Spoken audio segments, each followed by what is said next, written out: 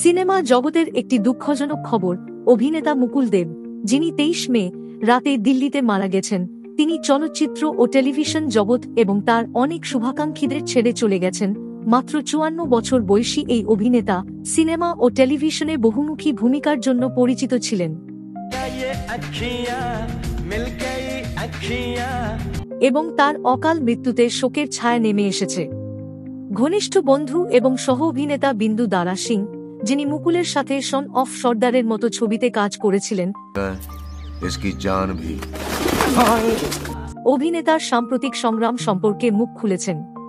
তার বাবা মায়ের মৃত্যুর পর মুকুল নিজের মধ্যে নিজেকে গুটিয়ে নিয়েছিলেন। তিনি ওজন বাড়িয়েছিলেন এবং একাকিত্বের সাথে লড়াই করছিলেন। যদিও তার একটি মেয়ে ছিল, সে তার সাথে থাকত না।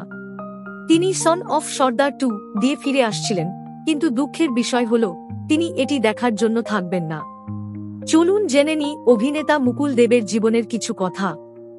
17 সেপ্টেম্বর 1970 সালে জন্মগ্রহণ করেন তিনি। একজন ভারতীয় টেলিভিশন এবং চলচ্চিত্র অভিনেতা ছিলেন। তিনি হিন্দি চলচ্চিত্র, পাঞ্জাবি চলচ্চিত্র, টিভি সিরিজ এবং সঙ্গীত অ্যালবামে তার ভূমিকার জন্য সুপরিচিত ছিলেন। মুকুল দেব নতুন দিল্লিতে জলন্ধরের কাছে একটি গ্রামে অবস্থিত পাঞ্জাবি পরিবারে জন্মগ্রহণ করেন।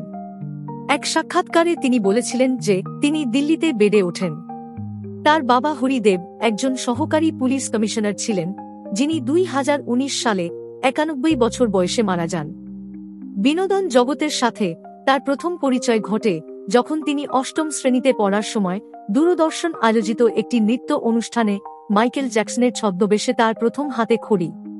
তিনি ইন্দিরা গান্ধী রাষ্ট্রীয় উড়ান একাডেমি থেকে একজন প্রশিক্ষিত পাইলট ছিলেন।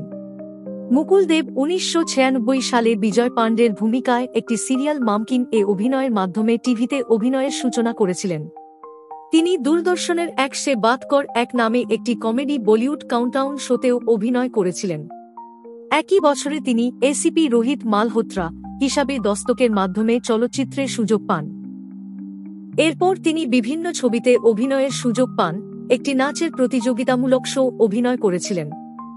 সাম্প্রতিক বছরগুলিতে তিনি ইয়ামলা পাগলা দিওয়ানা, সন অফ সর্দার আর রাজকুমার এর মতো ছবিতে সহায়ক ভূমিকায় অভিনয় করেছেন। তিনি ফিয়ার ফ্যাক্টর ইন্ডিয়ার 1 এর হোস্টও ছিলেন। এই চ্যানেলের মাধ্যমে উনার আত্মার শান্তি কামনা করি।